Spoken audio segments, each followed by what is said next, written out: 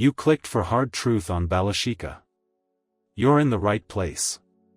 This wasn't a shed, it was a drone nerve center, control racks, charging grids, retrofit bays under a dome of Iglas and layered air defenses. How do you crack that without a mass strike? In the next minutes, I'll show you the 10 to 12 minute Ukrainian sequence. T2 drones map thermal veins, handheld jammers blind the front, signal tags mark the kill chain, and one JDAM ER tests a defense bubble built to say no. Stay to see why the blackout mattered, and what it cost. Before we move on, I'd like to ask you a small favor. If you appreciate this content, please take a second to like this video and subscribe to the channel. Over 98% of you watch the videos without subscribing. It costs you nothing, but it makes a huge difference to us. So, did you click the subscribe button? Great! Thank you so much. Now, back to the video. If it looks like a warehouse from 20,000 feet, why did one glide bomb switch off a sector's drone net for minutes that mattered? From altitude, it reads like a storage block, low roof, long shadow, trucks in and out. But walk the wiring and you get a different story. This is a bundled C2 hub, control rack set in rows for mission tasking, charging arrays pulsing in cycles, retrofit bays for quick swaps, all wrapped by short-range air defenses layered inside a larger bubble. Think of a beehive under a carport, hum, rhythm, and sentries at every edge. Now you hit the hard part. You're inside an Igla, Panzer, and S-300 umbrella. No big air package, no long escort, just a narrow window. You risk attrition as missiles reach down and up. You risk fratricide in the EW spectrum as your own jammers step on friendly links. And you risk mission loss if the window closes and the defenders resync before your weapon crosses the last mile. So you start with eyes. T2 recon drones take slow, offset passes and map signatures the naked eye misses. Heat plumes bloom along conduit lines where heavy cable dumps power into racks. Thermal veins snake from battery stacks to charge controllers and out to bays where crews swap packs. Antenna clusters don't point random, they tilt for clean line-of-sight relay to launch fields and relay masts. Maintenance traffic tells you the rhythm, cart staging by the same doors, lifts pausing where heavy gear lives, forklifts favoring lanes aligned with service trunks. Power density gives away the brain. Storage dumps sip. Control nodes gulp. You see redundant power conditioners mounted in parallel, not for comfort, but to ride out surges and keep links alive under load. Along the racks, signal combiners stitch feed lines, and frequency hopping relays pair with perimeter sensors so the node can talk through noise. That mix, dirty power in, clean power out, multiple paths, marks a nerve center, not a pile of crates. You probe the edge to be sure. Handheld jammers roll a tight cone at the perimeter cameras and short-haul links. The result isn't silence, it's lag. Feeds smear. Frames stack. Response latency spikes as the system tries to re-handshake. That's classic of a live C2 stack under stress. A passive depot yawns and waits. A running node coughs, buffers, and throws errors you can see in the heartbeat of its devices. Skeptics say any depot can fake heat and RF clutter. Answer with the triad test. First, persistent control bands, signals that hold steady across shifts rather than burst and fade like simple logistics chatter. Second, synchronized charging cycles, arrays rolling in waves at set intervals to prep sortie packs, not random plug-ins by bored drivers. Third, retrofit tooling cadence, the drumbeat of bays spinning up at launch windows, then cooling in the trough, a tempo matched to drone surge, not warehouse hours.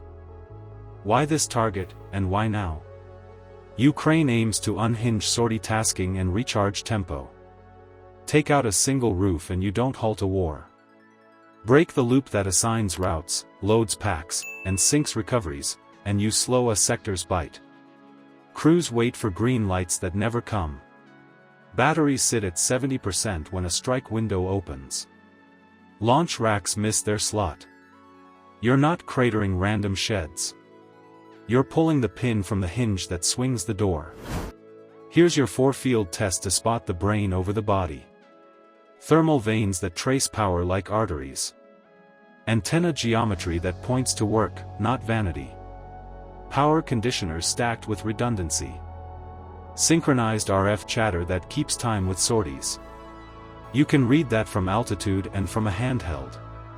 With the node confirmed, the real problem starts: cut the signal clean, starve the net, and do it without feeding the defender's radar appetite. What can you do with 10 to 12 minutes when every second is inside a kill box? You start by buying time. T2 drones push in first, low and offset, recording the small things the map can't show. They log heat shifts on control racks, flicker on cabinet doors, glare off charge buses. Engineers watch in real time and tag where the central column carries load, where the roof panels flex, where the cable trenches funnel power and signals. You're drawing nerves, not walls. Meanwhile, EW teams edge up with a simple brief: carve silence in slices, not slabs. Handheld jammers roll tight beams that create 30-second dead zones on the outer cameras and short-haul links. A few decoys light up, loud and clumsy, to soak attention from radar crews itching for a target. In the background, cyber-electronic teams flip local feeds from live to stale, looping a clean scene so watchers see nothing change while tags go on doors and ducts. But then the defenses wake. Iglas seekers hunt for heat. Panzer guns and missiles start to track anything with a steady glide. S-300 batteries watch altitude bands like a hawk's eye. Every radio call risks a fix. Every ping is a breadcrumb. If you pause, the net heals. If you rush, you light yourself up. This is the knife edge. Back on station, the T2s run a second pass, now tighter. They collect optical deltas, a new vent pulse on the rack row, a faint shimmer where a panel hides a combiner, a shadow line at the base of the central column that screams stress point. Engineers mark cut spots, fasteners you can shear, a joint you can cook, a seam that fails when the column takes a hit. The EW chop hits again. Not a wall of noise, but a metronome. 30 seconds here, 20 there, with gaps you can count on a finger. The front sensors desync. A camera searches left while its twin stays fixed. A relay times out and retries. Decoys drag radar beams off axis just long enough for one clean move. Local feeds go dull and quiet, not black, so nobody screams. Targets get a bright dot. Now the convoy trap. Countermobility kits chew a lane.